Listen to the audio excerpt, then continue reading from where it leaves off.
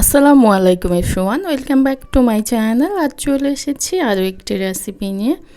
আশা করছি আমার আজকের এই রেসিপিটাও আপনাদের কাছে ভালো লাগবে। আমার আজকের রেসিপি হচ্ছে চিংড়ি মাছ দিয়ে করলা ভাজি। চলে যাচ্ছি মূল রেসিপিতে। একটি প্যান বসিয়ে তেল দিয়ে দিয়েছি পরিমাণ মতো। তেল গরম করে নিয়ে দিয়েছি এখানে পেঁয়াজ কুচি হাফ কাপ মতো। পেঁয়াজগুলোকে কিছুক্ষণ ভেজে নিব।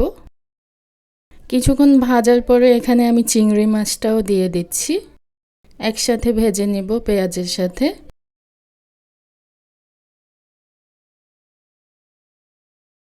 লবণ দিয়ে দিচ্ছি স্বাদ মতো। চুলা আঁচ মিডিয়ামে রেখে আমি চিংড়ি মাছ আর পেঁয়াজ একসাথে ভেজে নিয়েছি। খুব সুন্দর একটা কালার এসে গিয়েছে। এখন আমি আগে থেকে কেটে ধুয়ে নেওয়া করলা দিয়ে দিয়েছি। 250 গ্রাম করলা নিয়েছি আর সাথে দিয়েছি একটি মিডিয়াম সাইজের আলু আর হাফ চা চামচ দিয়ে দিয়েছি এখানে হলুদ গুঁড়া।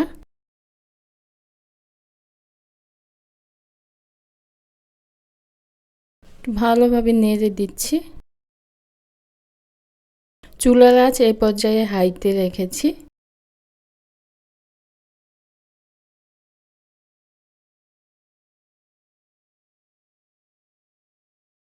এখন দিয়ে দিচ্ছি কাঁচামরিচ। 8-10টি কাঁচামরিচ দিয়ে দিয়েছি। কাঁচামরিচ দিয়ে একটু নেড়ে দিয়েছি।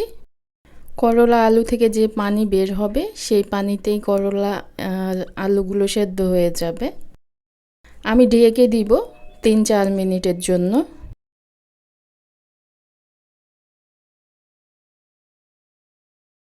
4 মিনিটের মতো আমি ঢেকে দিয়েছি, আর ঢেকে দেব না।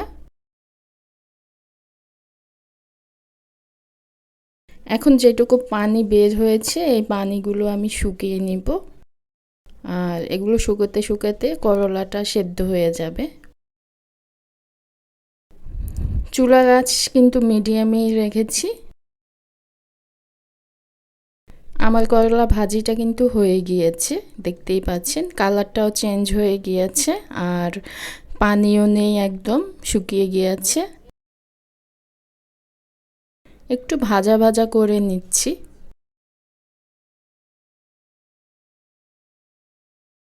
হয়ে গিয়েছে, এখন আমি চুলাটা বন্ধ করে নামিয়ে নিব।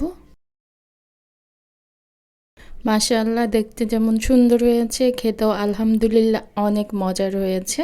আশা করছি আমার আজকের রেসিপিটা আপনাদের কাছে ভালো লেগেছে। ভালো লেগে থাকলে প্লিজ একটি লাইক দিয়ে দিবেন, আর যারা এখনও আমার চ্যানেলটাকে সাবস্ক্রাইব করেননি প্লিজ সাবস্ক্রাইব করে দিবেন।